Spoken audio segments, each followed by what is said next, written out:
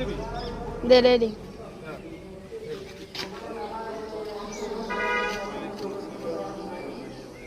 ভালো আছেন নি? আলহামদুলিল্লাহ। কই যেতেছেন? মসজিদে যাই, তোমার দাদার জন্য দোয়া করিবেন, তোমার দাদার জন্য দোয়া করিবেন, মুসলমান ভাই বোন সবার জন্য দোয়া করিবেন, ঠিক আছে? কি সকালবেলা কিছু খাইছো নি? খানো? ধরো আমি টাকা দিচ্ছি, কিছু খাইনিও।